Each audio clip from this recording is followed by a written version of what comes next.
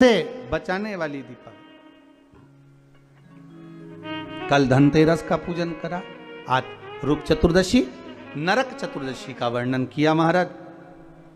कल आप सभी ने जो पाटे पर पूजन करी है, चौरंग पर पाटे पर जो आपने पूजन जमाई थी, चांदी के सिक्के में मौली लपेटी थी, सिक्के में मौली लपेटी थी, उसको थाली में रखा था। वही स्थान पर वो थाली अगर आपने उठाकर अंदर रख ली हो या कहीं पर विराजमान कर दी हो, उस थाली को कहीं विराजमान कर दिया हो, तो आज फिर पुनः वही थाली वापिस सुंदर गोबर से लीप कर या जल से उसको पोंछ कर वहाँ पाटा रखें, चौरंग रखें, चौकी रखें महाराज। उस पर वापिस पुनः लाल वस्त्र बिछाकर उस थाली को वापिस वही रखें। आज जो दिए लगना है, आज जो दीप लगना है महाराज, एक दिया आटे का चौमुखी, 4 बत्ती का दीप लगाएं।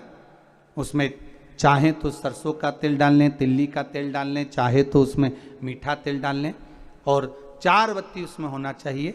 थोड़ी सी पीली सरसों, अगर पीली सरसों हो तो पीली सरसों, नहीं हो तो काली सरसों उस दीप के अंदर डाल दीजिए महाराज। एक घी का दीप लगाएं।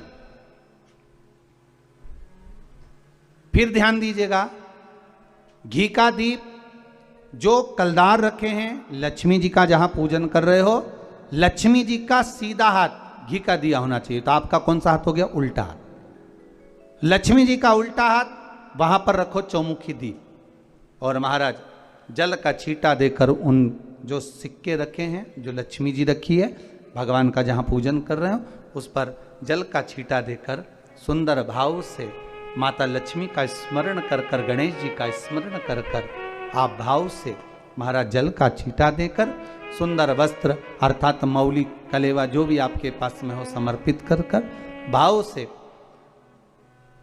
रौली, मौली, चंदन, अबीर, गुलाल, मेहंदी, जो भी सामग्री पूजन का साहित्य आपके पास में है, वो उन कलदारों पर, माता लक्ष्मी पर समर्पित कर दें।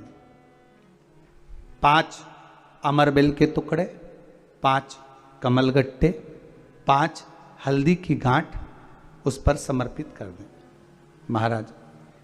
माता लक्ष्मी को मीठे का भोग लगा दें, और भोग लगाने के बाद में माता लक्ष्मी को प्रणाम कर कर सुंदर जो चौमुखी दिया आपने बनाया है उसको तो वहीं रखे रहने दें। जो घृत का दिया बनाया है, घी का जो दीप लगाया है आपने 1 बत्ती का, उसमें 4 बत्ती नहीं होना चाहिए, बस केवल जो तेल का दीप लगेगा वो 4 बत्ती का, घी का दीप 1 बत्ती का, उस 1 बत्ती के दीप को लेकर माता लक्ष्मी जी की आरती करें महाराज।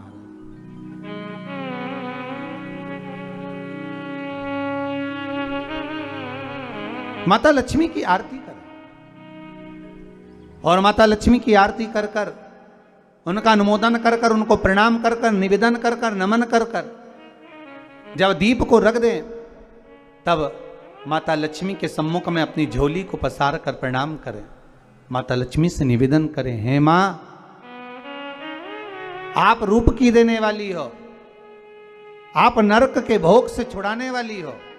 हे मां, आज भगवान नारायण के साथ में आप हमारे यहां सदा के लिए विराजमान होइए।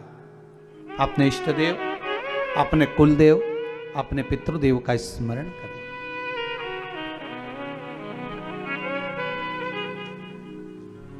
नमन करें, प्रणाम करें, और निवेदन करें माता लक्ष्मी से, हे मां, ये आपकी ही कृपा है जो आज आप मेरे घर में आई हो। ये आप ही की कृपा है जो मैं आपकी सेवा कर रही हूं, पूजन कर रही हूं, अर्चना कर रही हूं। माता को हो सके लाल पुष्प उन सिक्कों पर, क्वाइन पर जो पूजन करी है उस पर समर्पित कर दें महाराज।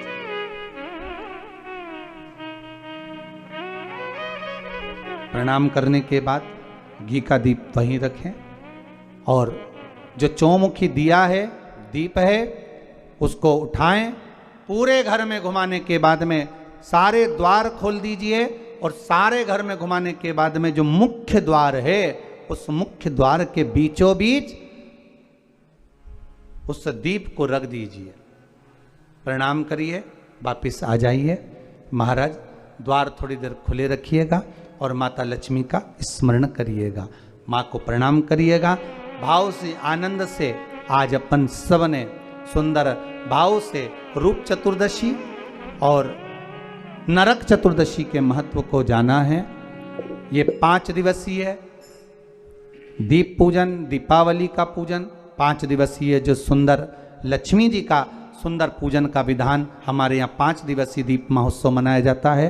उसमें से दूसरे दिन की कथा को आज विराम देते हुए बड़े भाव से, आनंद से आप सभी को रूप चतुर्दशी की, नरक चतुर्दशी की बहुत बहुत छोटी दीपावली की बधाई हो।